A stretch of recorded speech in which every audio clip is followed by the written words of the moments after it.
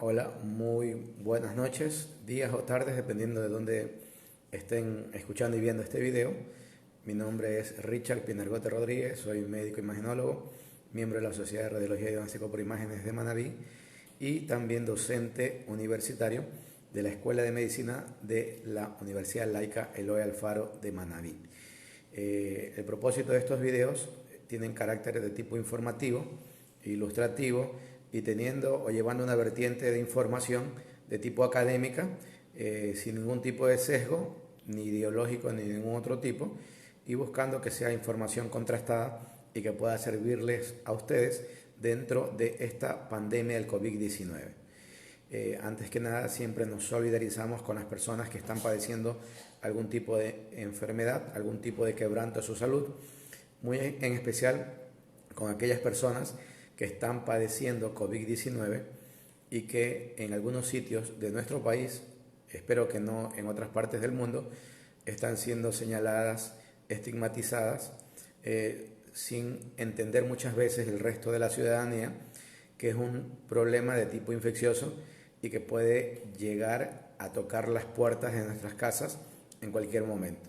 Entonces, un fuerte abrazo para las personas que están convaleciendo y en especial aquellas que están padeciendo el COVID-19, que tienen una doble carga, una carga por la enfermedad como tal y una carga por la emotividad que en este momento conlleva tener COVID-19.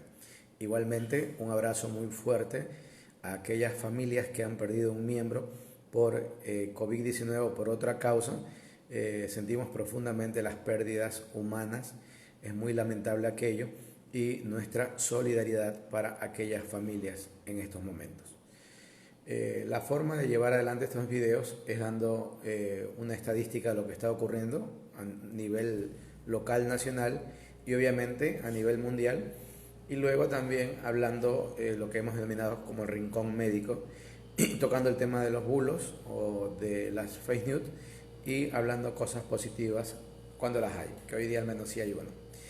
Entonces entramos de lleno a hablar sobre estadística y tomamos en cuenta, al menos para Ecuador, la estadística que entrega el Ministerio de Salud Pública del Ecuador con corte que el día de hoy, 22 de abril del 2020, y ya siendo acá las 20 horas con 7 minutos, este corte nos lo entregan a las 8 de la mañana. Solo para recordar, este video se levanta desde la ciudad de Puerto Viejo, en Ecuador, y teniendo el corte de las 8 de la mañana, el Ministerio de Salud Pública nos comenta que ya existen 10.850 casos confirmados, hay 537 personas fallecidas, hay un igual número de casos confirmados con casos descartados y casos con alta hospitalaria, 1.262, que es una cifra que la verdad no tiene un respaldo, una base de tipo científica, así que lo menciono brevemente. Existen 952 personas también fallecidas que probablemente tienen una alta posibilidad de que sea causa de COVID-19. Por ende, si sumo 952 o digamos 800 a los 537, estamos hablando que ya estoy superando el número de los 1.300, para tener una idea de cómo se están manejando las cosas. Y nuevamente el tema de mortalidad, sin lugar a dudas, es el tema que más nos desespera, nos angustia y nos aterra. Y vemos cómo de una u otra manera nuestras personas cercanas, amigos, familiares, conocidos, van perdiendo miembros de su familia y por ende de una u otra manera pudiera apoderarse la histeria colectiva pensando que muchas de estas causas podrían ser COVID-19. ¿Sí? Sin embargo, siempre hay que recordar primero que así como nacen muchos niños en el mundo diariamente, también lastimosamente hay mucha cantidad de personas que abandonan este mundo para su viaje trascendental, si es que así lo creen. Por ende, si bien es cierto que no todas las personas que fallecen tienen que ver con COVID-19, sin embargo, cualquier cosa que se aparte de la curva normal de casos o del promedio normal, sí ejerce una fuerte sospecha de que tenga que ver con COVID-19. Me explico.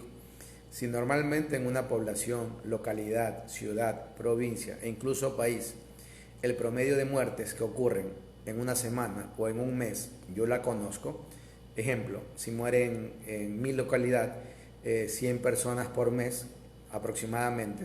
Pueden haber variaciones, pero estamos hablando del promedio, que mueren 100 personas al mes. En el momento que comiencen a morir en un mes 350 personas, yo entiendo que el promedio se ha modificado y que probablemente esas 100 personas que iban a morir fallecieron por las causas que pudieran ser descritas: problemas, afectaciones del corazón, afectaciones cerebrales, enfermedades que dan una causa alta de mortalidad, como descontroles de diabetes, ¿sí? Enfermedades cerebrovasculares, incluso enfermedades oncológicas o que tengan que ver con cáncer. Entonces yo tendría que sospechar de ese número. Sin embargo, si el número que excede a esto, sí me obligaría a yo tener clara información, porque en el caso de estar viviendo una pandemia, lo más probable es que tenga que ver con la pandemia. Entonces esa es la situación. Por ello, nuevamente, si ustedes se dan cuenta, el discurso inicial del gobierno, estoy hablando de Ecuador por si acaso, era de que las cifras de fallecidos no eran tanto.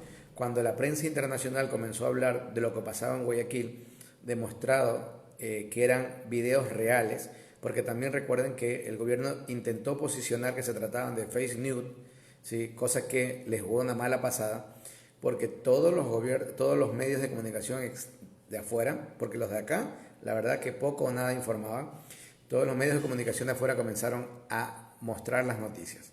Y de una u otra manera eso obligó a que el gobierno intentara ser un poco más transparente. La mayor transparencia, la verdad que no ha sido como muchos hubiéramos deseado, fue una transparencia parcial desde mi punto de vista. No sé si por sesgo de información, no sé si por quizás algún tipo de postura política, o no sé si por intentar no hacer que el pánico nos invada completamente. No entiendo la razón, pero de que las cuantificaciones que ha hecho el gobierno son muy pobres en todo sentido, como pobre ha sido el accionar. Entonces eso era muy importante mencionarlo y que se conozca, porque tarde o temprano las cifras van a ser más que apreciables, porque como siempre les digo, a una persona que fallece no lo podemos esconder, y no lo podemos esconder porque la mayoría de las personas que fallecen tienen familiares, y los familiares, hasta por trámites que tienen que realizar, tienen que ir a inscribir la muerte, el fallecimiento, en el caso de Ecuador, en el registro civil, que es el organismo que se encarga de llevar nuestra identificación y todo tipo de cosas. Por ende, automáticamente esa cifra se va a ver reflejada en algún momento. Así que, por mucho que quieran intentar esconder, sesgar, maquillar, o de pronto son tan limitados que simplemente no lo saben hacer, en algún momento las cifras se les van a venir y les va a dar de bruces. Eso es definitivo. A nivel mundial, en este momento, cuando ya es miércoles 22 de abril, el país que sigue liderando y por una gran cantidad de casos es Estados Unidos con más de 840.000, está España en segundo puesto con más de 208.000, Italia en tercer puesto con más de 187.000, Francia en cuarto puesto con más de 157.000, Alemania en quinto puesto con más de 150.000, Reino Unido en sexto puesto con más de 134.000, Turquía, ¿sí?, en séptimo puesto con más de 98.000, Irán en octavo puesto con más de 85.000, China en noveno puesto con más de 83.000, y aquí viene el grupo, coincide con el grupo de los BRICS, que es Brasil, Rusia, etcétera, pero aquí coincidió porque viene 57, casi 58.000 casos con Rusia, casi 48.000 casos con Brasil, y que se están alejando de los otros que lo seguían, como la Bélgica, Canadá y Holanda. Por detrás Suiza, Portugal, India y Perú. India sí sería interesante ir siguiendo la curva de crecimiento, porque si nosotros entendemos que el segundo país más poblado del mundo es India, con más de 1.000 millones de habitantes, también cercano a 1.000 millones de habitantes, si mal no estoy equivocado, ¿sí?, es probable que si las medidas no se controlan adecuadamente, la India podría ser dentro de poco el nuevo Estados Unidos, hablando del número de casos. Y verán que todo esto, mucha gente escribe y dice, ustedes cómo pueden intentar predecir el futuro, son brujos, son magos, etcétera. No, simplemente es una cuestión de fórmulas estadísticas y de ver curvas de esto. Es como los que somos docentes, y aquí veo que se conectan algunos docentes, cuando vemos que nuestros alumnos comienzan a tener ciertas notas y acaba el primer hemiciclo y todo eso, nosotros sabemos aquellos que van a pasar y aquellos que o se quedan supletorios o pudieran perder el semestre, en mi caso semestre, en otros casos el año, por la curva que ellos van desarrollando en cuanto a eso. Igualmente ocurre lo mismo acá, en esta curva de crecimiento que en algunos casos es exponencial. Y si yo agarro todos los casos mundiales, me estoy dando cuenta todavía que tengo una curva de crecimiento muy acentuada. A diferencia de Ecuador, que según las autoridades, estamos entrando en la meseta. Estamos entrando en la meseta según las autoridades. Ojo con eso, ojo con eso. Y nuevamente, y el cálculo que uno da, lo hace en base de la información que uno recibe. Por ende, yo tengo algún tiempo ya diciéndole que probablemente la meseta la alcanzaremos alrededor del 25 de abril y en teoría ya la estamos alcanzando, porque si ustedes ven los casos que nos dan diariamente, ya tenemos 3, 4 días que los casos están entre 9.000 y piquito y tocando casi los 11.000, 10.850. O sea, no nos hemos movido mucho de ese rango. Pero nuevamente, tomando en cuenta las cifras que nos da el gobierno. Ojo con ese detalle. Muy bien, entonces a nivel latinoamericano, hoy miércoles 22 de abril, tomamos en cuenta como referencia, ojo con eso siempre, a Estados Unidos, para ver el número de afectados y lastimosamente de personas fallecidas. Cuando en Estados Unidos ya superaron los 839.000 casos, ya había más de 46.583 fallecidos. Brasil, con 45.757 casos, tenía ya 2.906 personas fallecidas. Perú, con 19.250 casos, tiene 530 personas fallecidas. Chile, 11.296 casos, 160 personas fallecidas. Ecuador, con 10.850 casos, 537 personas fallecidas. México, miren, México, les estuve diciendo que miraran el recorrido que ha hecho México. México, en teoría, ya está por igualarnos. Ya tiene ahora 9.501 casos y 857 personas fallecidas. El crecimiento de México también es bastante acentuado. Ojo con ello. República Dominicana, 5.300 casos, 260 personas fallecidas. Panamá, 4.821 casos, 141 personas fallecidas. Colombia, 4.356 casos, 206 personas fallecidas. Argentina, 3.144 casos, 152 personas fallecidas. Cuba, 1.189 casos, 40 personas fallecidas. Bolivia, 609 casos, 37 personas fallecidas. Y Venezuela, 288 casos, 10 personas fallecidas. Y les digo que hay que mirar con atención a Perú y a México, que son los países que más crecen exponencialmente, al menos en el número de casos positivos, ¿sí? De allí, como naciones, digo Perú, México, por el tamaño de ellos, sobre todo México, pero como naciones, a pesar de que no tengan un gran tamaño, como por ejemplo República Dominicana y Panamá, son naciones que proporcionalmente también tienen una cantidad significativa de casos, porque Panamá la verdad que es bastante pequeño, tanto en territorio como en población, pero tienen una cifra que supera tranquilamente a Colombia, Argentina, a Venezuela, ¿sí? Para tener una idea. Muy bien, eso en cuanto a estadísticas. Vamos a entrar de lleno a hablar sobre el rincón médico. Y aquí algo que el día de ayer quedó pendiente y que dijimos que lo íbamos a mencionar el día de hoy. En cuanto a las teorías que por qué COVID-19 puede llegar a causar la muerte de pacientes jóvenes y aparentemente sanos. O sea, ese es un detalle que mucha gente entra en incertidumbre y para ponérselos dentro del contexto es interesante entender que incluso en la parte médica nosotros tenemos colegas de 35 o 36 años que han fallecido por COVID-19 y que no han sido relativamente, que su índice de masa corporal no ha llegado a un grado de obesidad grande. Sí han tenido sobrepeso, grado 2, grado 3, pero no ha llegado a una obesidad. Entonces, hoy día vamos a intentar ponerlos dentro de contexto, ¿sí? Acá el doctor Washington Vázquez, antes de entrar de lleno a esto, él es médico imagenólogo, es también concejal de la ciudad de Jipijapa, y sí sería importante leer lo que él menciona. Dice, es importante mantener comunicado al pueblo, sobre todo noticias reales. Acá es muy complicado tener accesos a noticias verdaderamente reales. Él, me imagino que se refiere a la parte local de Jipijapa, a la parte provincial de Manabí y, ¿por qué no?, a la parte de Ecuador. Y coincido con lo que él aprecia, ¿sí? Él trabaja en la parte de salud, está de una u otra manera también liderando el COE. El COE es el son comités especiales que se crean para estas catástrofes.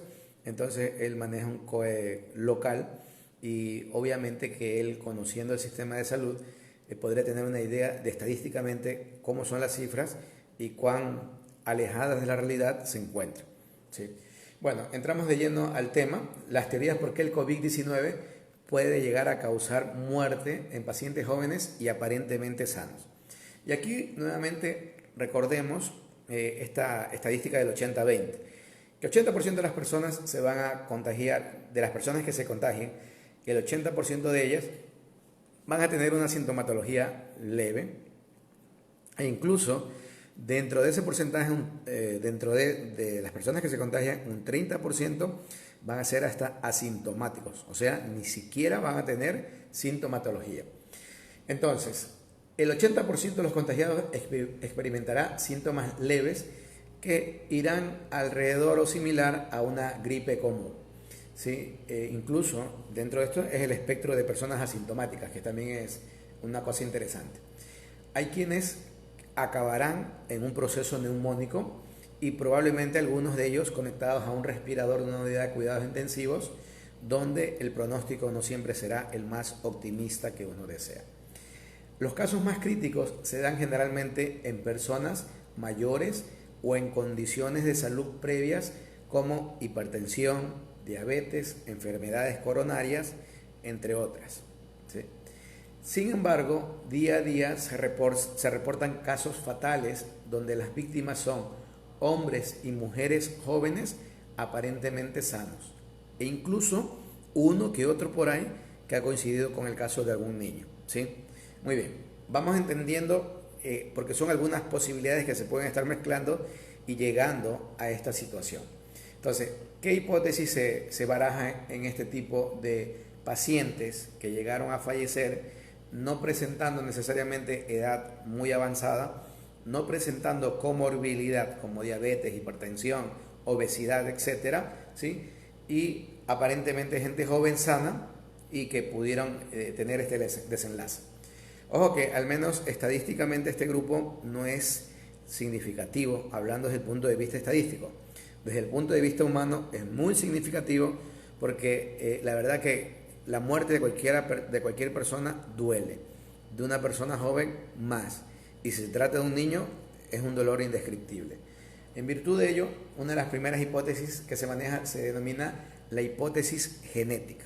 Entonces, la hipótesis genética es una teoría que está ganando gran peso en cuanto a lo que tiene que ver a la predisposición genética.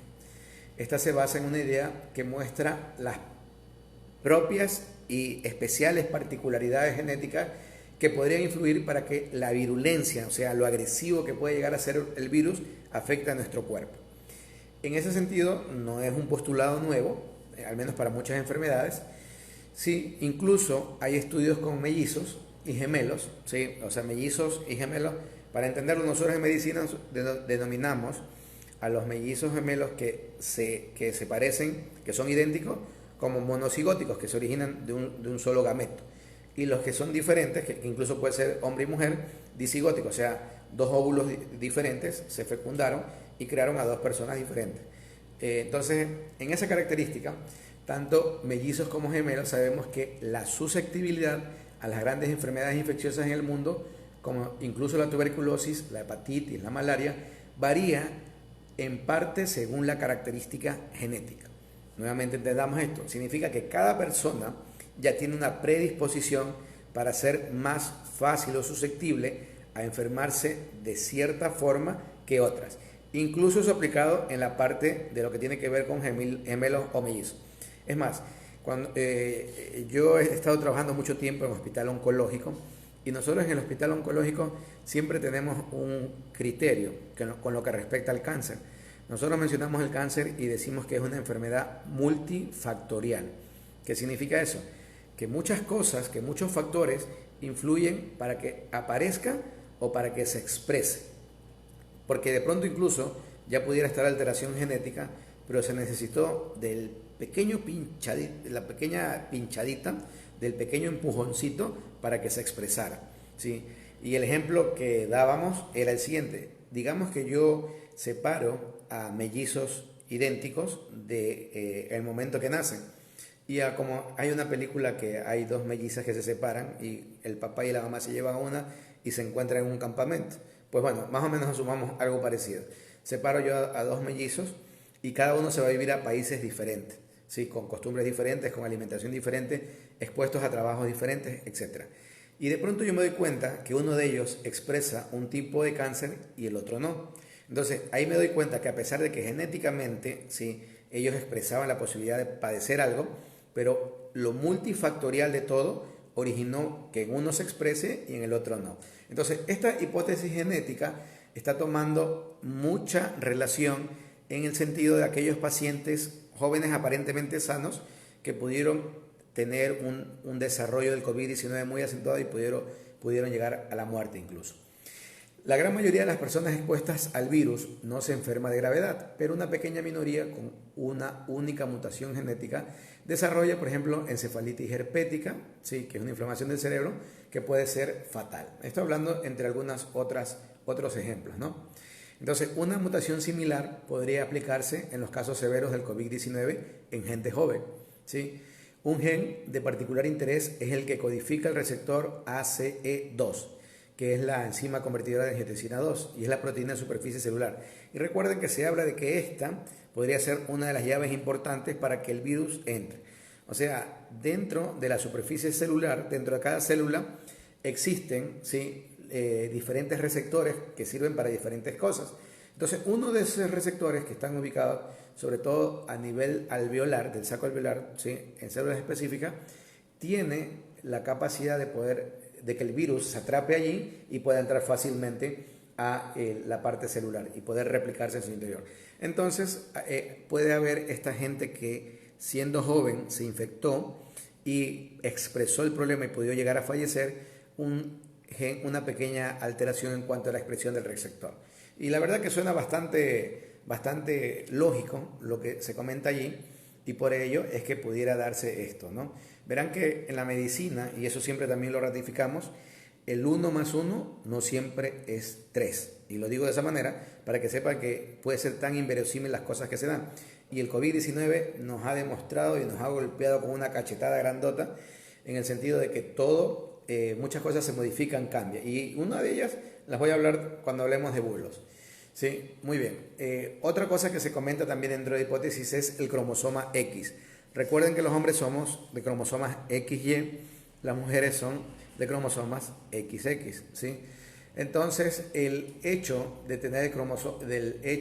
que hay genes dentro del cromosoma X que influyen en la respuesta de enfermedad es interesante porque hay hombres que parecen más afectados del nuevo coronavirus que las mujeres. Entonces, y si vemos la estadística, no hay país del mundo en que las mujeres superen a los hombres en el caso del COVID-19. Por ende, si va a ocurrir un problema a nivel de un joven, lo más probable es que sea un joven masculino y no una de sexo femenino. Eso es interesante, ¿sí? Y la verdad es que el sexo femenino, uno siempre lo recalca porque es la realidad. La mujer que de sexo débil no tiene nada, es más resistente a lo que uno se puede imaginar. Incluso en la parte embrionaria, ¿sí?, un embrión o un feto femenino puede soportar mejor las cosas que uno masculino. Eso es indudable. O sea, el sexo fuerte es el sexo femenino. Eso es indiscutible, ¿no? Al menos desde el punto de vista genético, desde el punto de vista fisiopatológico, ¿sí?, es el que definitivamente lleva las de ganar. Luego también está otra hipótesis que tiene que ver con la tormenta de citoquinas, ¿no?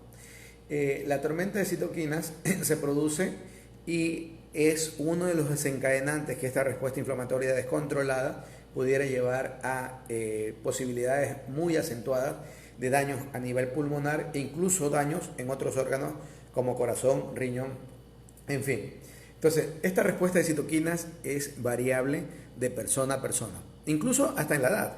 Por ejemplo, nosotros vemos que hay pacientes mayores de edad, vimos la otra vez una ancianita de 92 años, otra de 86, y ancianitas, o sea, mujeres.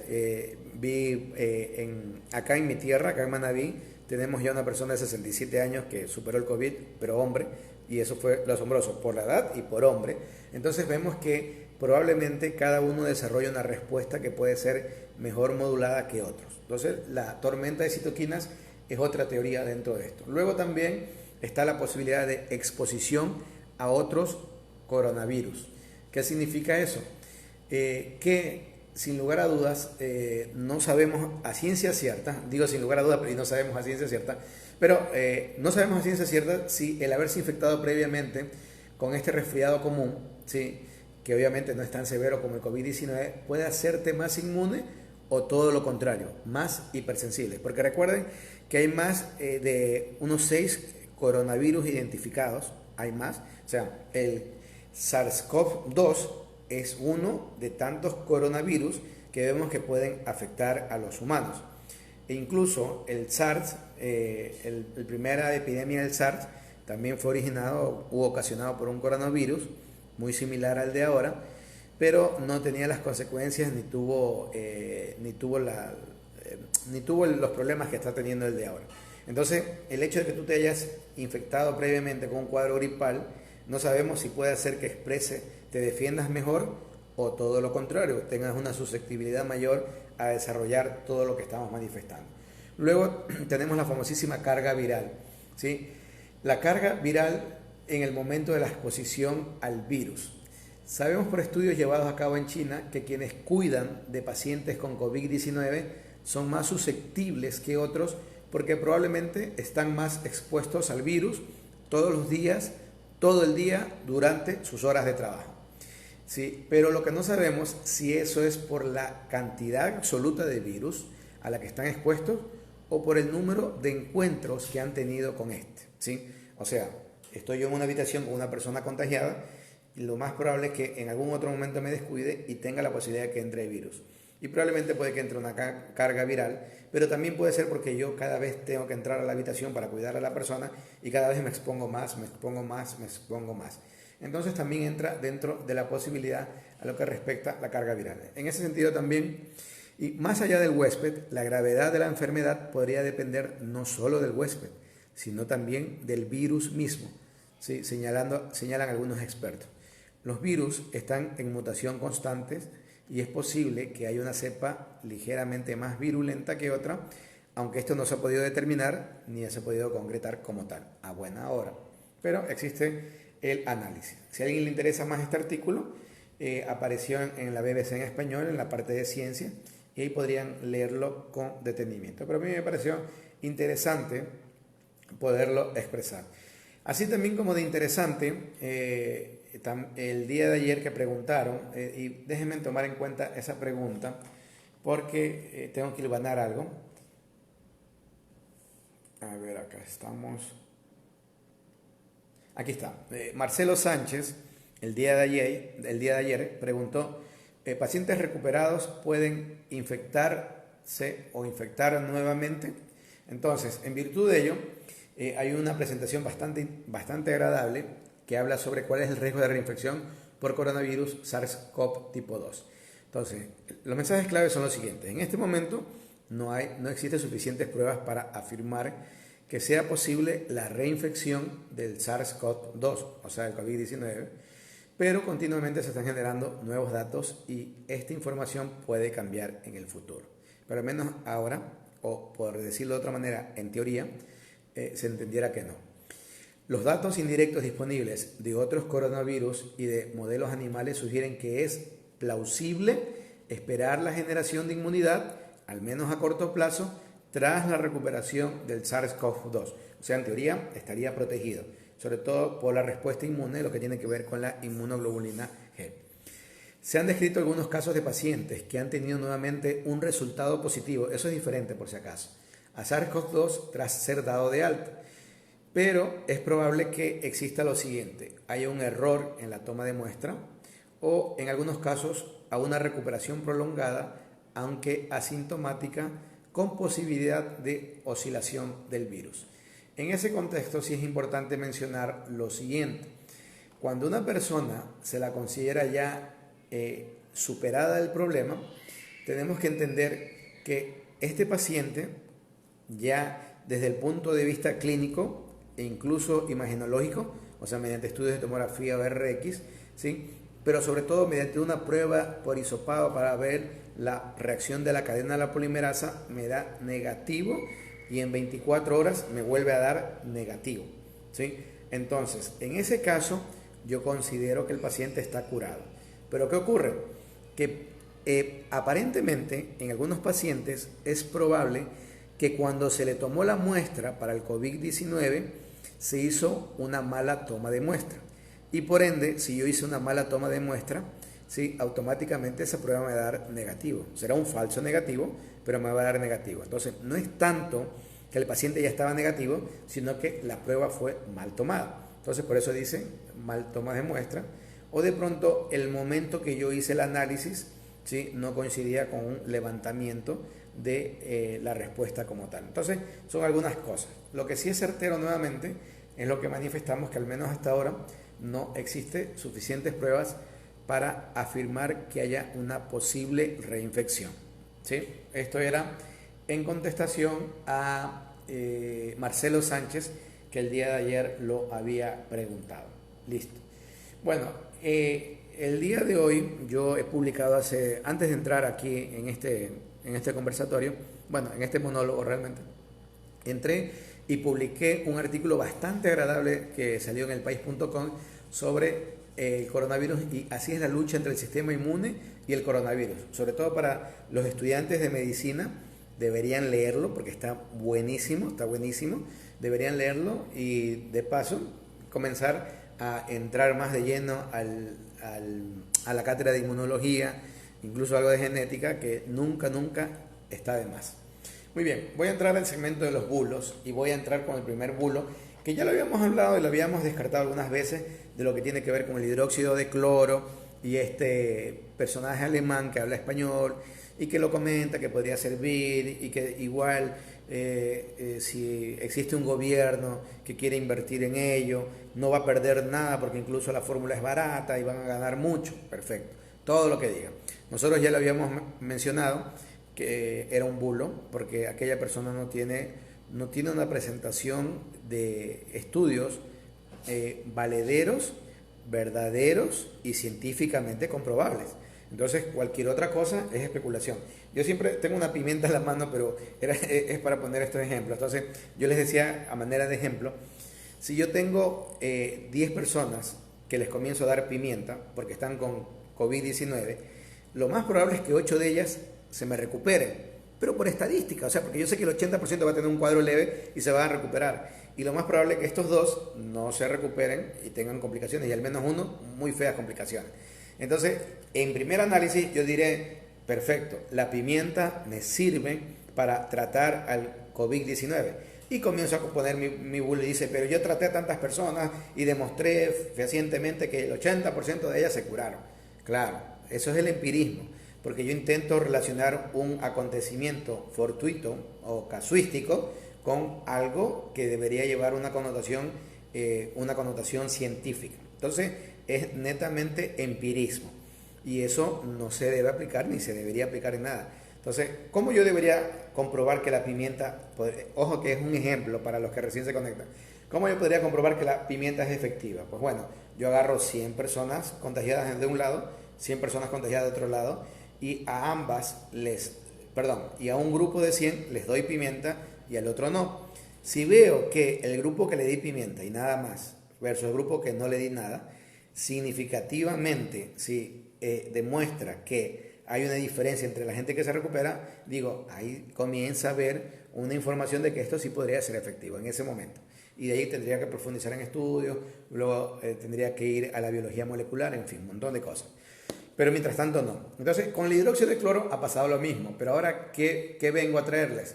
Si ustedes entran a la página de la FDA, que es la Agencia Reguladora de Alimentos y Drogas de Estados Unidos, ¿sí? Y es la que bajo su administración y bajo su autorización, cualquier tipo de droga o medicamento puede ser vendido, dependiendo de qué tipo sea, libremente o con receta dentro del territorio norteamericano. Entonces la FDA dice lo siguiente: Peligro. Y el artículo lo pueden leer en la página de la FDA por si acaso.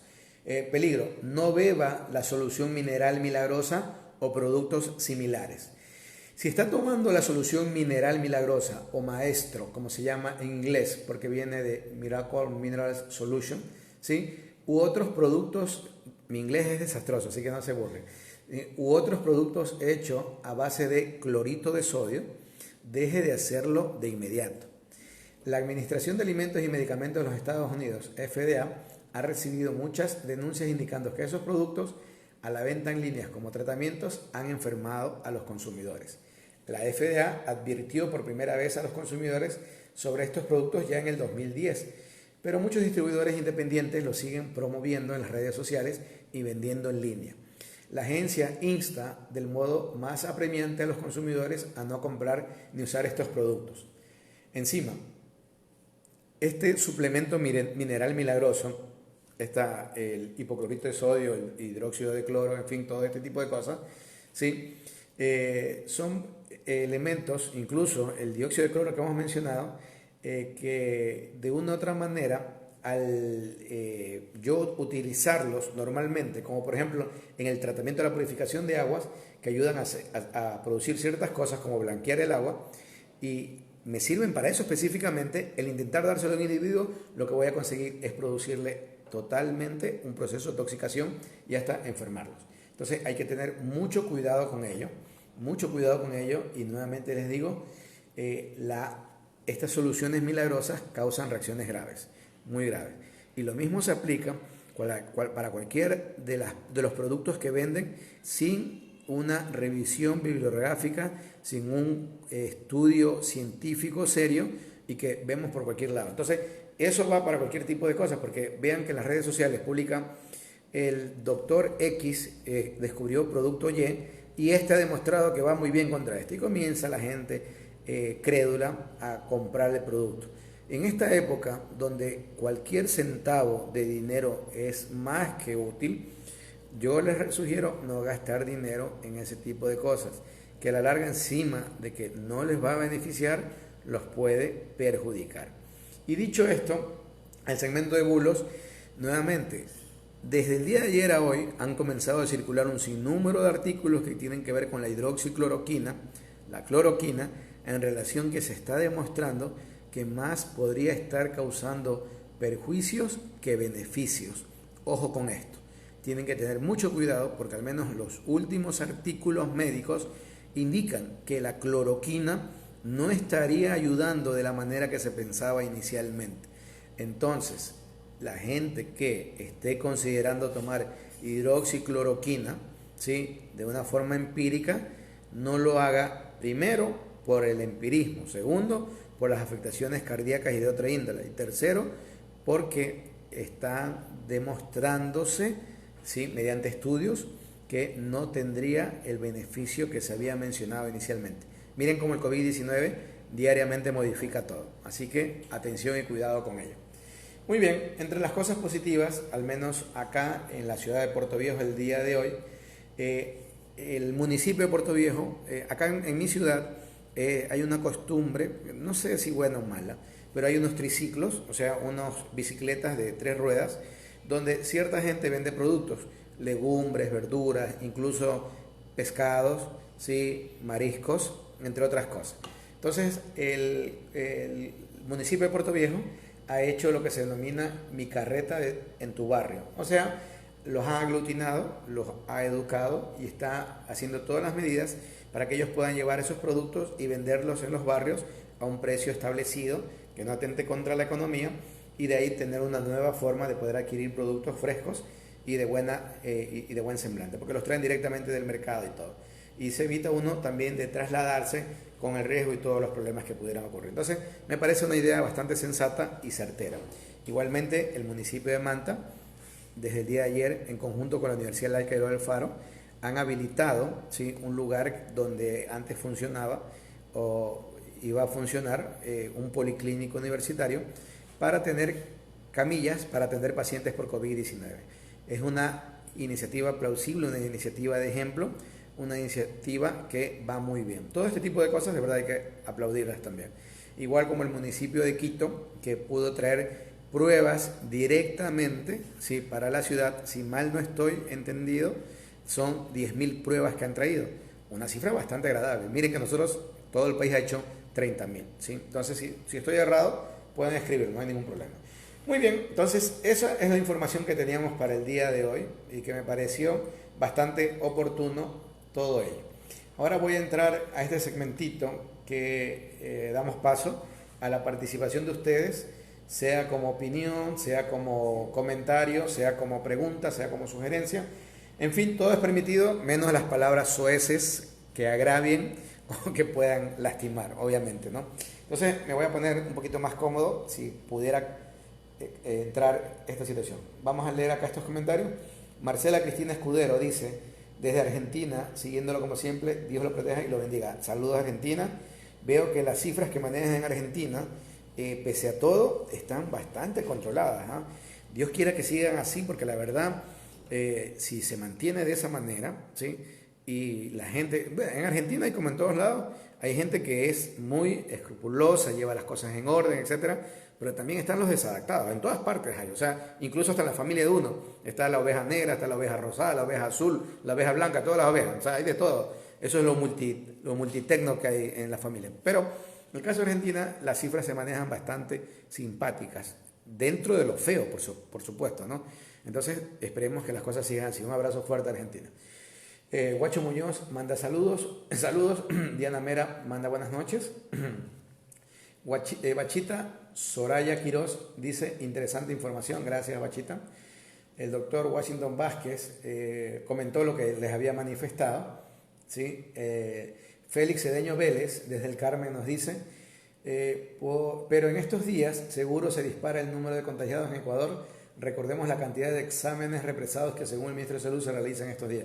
Es probable que sí, y también de los fallecidos, ¿sí? Ampari Arteaga se conecta y manda saludos.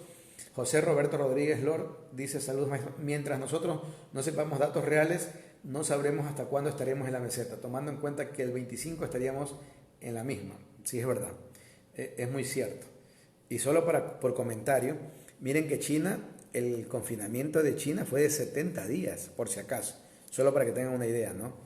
Digo esto por todo lo que se pueda tomar, pero nuevamente, cuando uno habla en el sentido de lo que se debe hacer, lo toma en base de la información que recibe. Y si el organismo encargado de dármela es el Ministerio de Salud Pública, es el Estado, es el gobierno, a través de sus organizaciones, yo tengo que creerlo. Entonces, en teoría, ya les estoy diciendo, ya vamos entrando a esta fase que se denomina de meseta. Gladys Janet Imbaquingo dice, gracias y saludos, un gusto. Narcisa Lino Segovia dice, doctor, y lo del uso de guantes que iba a explicar nuevamente, es cierto, me estaba olvidando. Voy a verlos, perdón un ratito.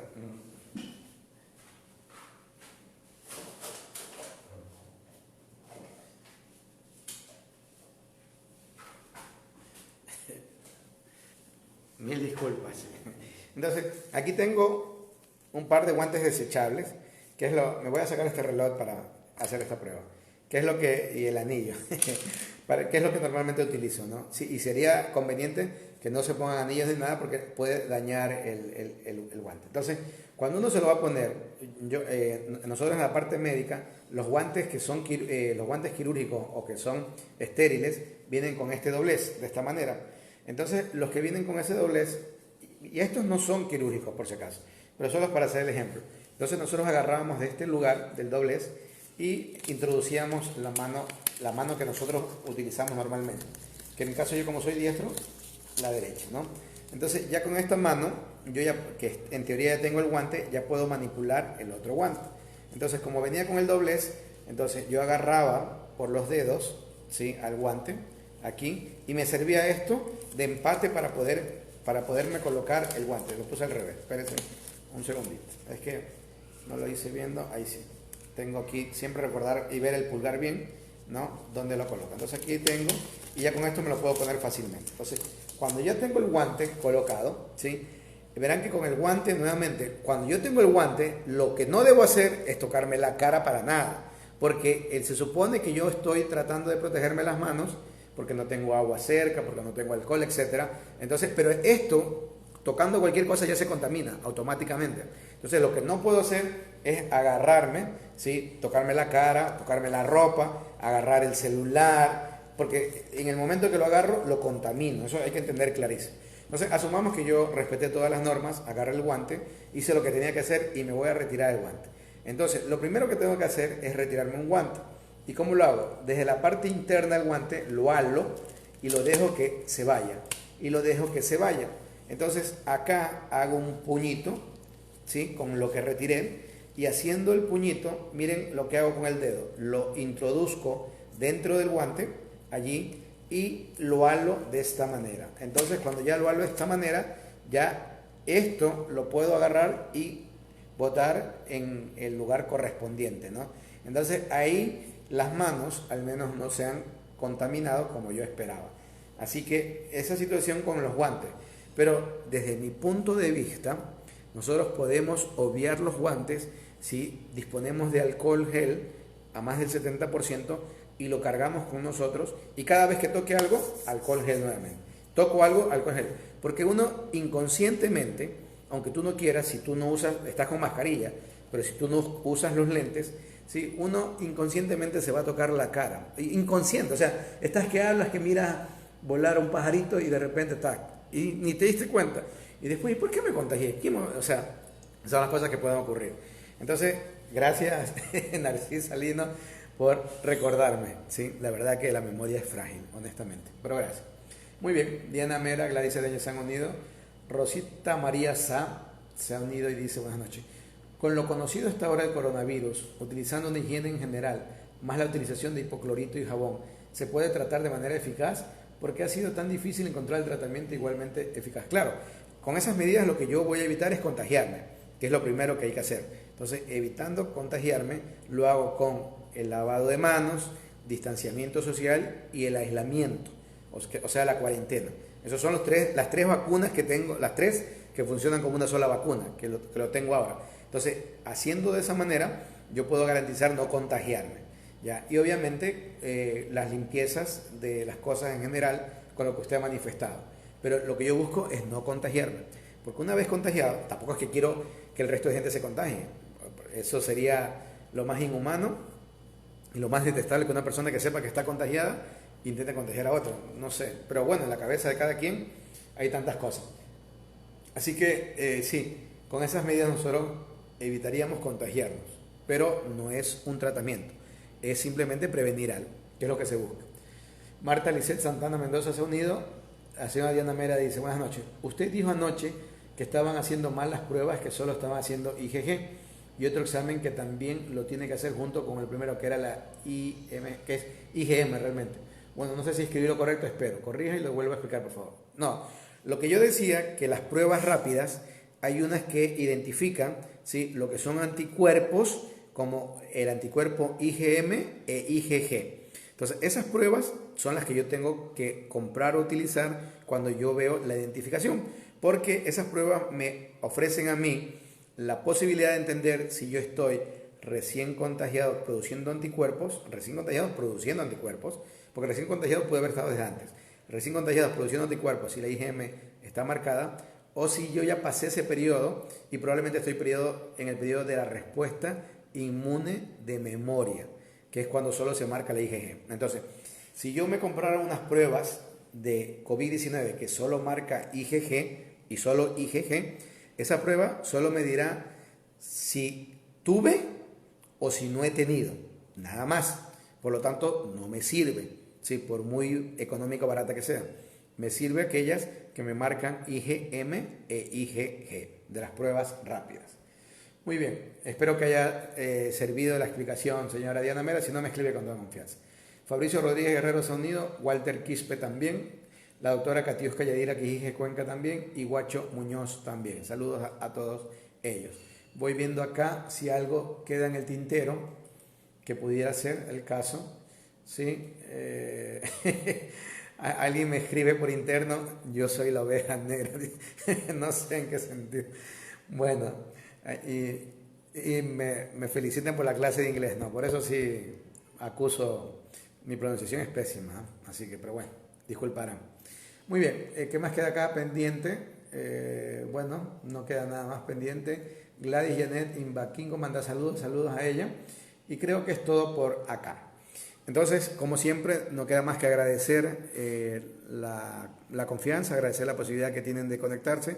Y de una u otra manera siempre espero y deseo que pueda aportar un poquito y al menos ustedes puedan de una u otra manera sentirse que estos videos cumplen su propósito, o sea que les sirven. Si eso es así, yo estoy por pagado y por satisfecho, créanme. Y dentro de sus posibilidades, aquellos que tienen, ¿sí? Que pudieran ser solidarios, altruistas con la gente que no tiene en cuanto a alimentos, sería una gran ayuda, ¿sí? Lo que la voluntad y su corazón quiera y pueda, ¿no? Desde una funda de panes, desde huevos. Acá en Manabí nosotros tenemos bastante plátano verde, el verde, y la verdad que nosotros comemos plátano verde para todo, desayuno, almuerzo y merienda, porque si no es como patacón, es como chifle, es como tortilla, es como torta, es como... Creo que con el plátano hacemos 10.000 cosas. Sí, el plátano es nuestra papa, ¿no? Así que en ese sentido, cualquier apoyo siempre será significativo. Aquí la señora María Esperanza Mendoza Zambrano me dice: buenas noches, Dios lo bendiga, bendiciones. Gusto saludarle. Estamos en una duda sobre cómo podemos estar seguros de que un pollo o cualquier proteína animal esté libre, ¿qué dice acá?, de COVID-19, si lo compramos en un comisariato, tienda o tercena y que lo vamos a refrigerar o congelar, si él muere o no, en el hielo o en los fríos, porque... ya, si yo compro pollo, hay pollo que viene ya en empaques de plástico, ¿sí? Entonces, yo lo que puedo hacer en ese pollo que viene en empaques de plásticos es agarrar el empaque de plástico y lavarlo con agua y jabón. Y en el momento que lo lavo con agua y jabón, y obviamente luego también yo me lavo y todo eso, automáticamente lo estoy liberando de que haya cualquier tipo de virus allí. Entonces ya puedo congelarlo, hacer lo que sea. Ahora, si yo compro, porque también hay gente que compra las presas ya despachadas en un empaque y todo eso, ¿sí? Puedo utilizar, hay ciertos químicos que se utilizan en agua con amonio cuaternario en cierta proporción y eso me puede servir para lavarlo ligeramente, ¿no? Y una vez que está lavado, también. De ahí también hay unos líquidos que venden para poder lavar directamente los alimentos. Pero creo que la mayoría de los pollos que uno, hablando de los pollos porque esa fue la pregunta, de los pollos que uno compre, ¿sí? Automáticamente viene ya empacado y es más fácil poder hacer la manipulación.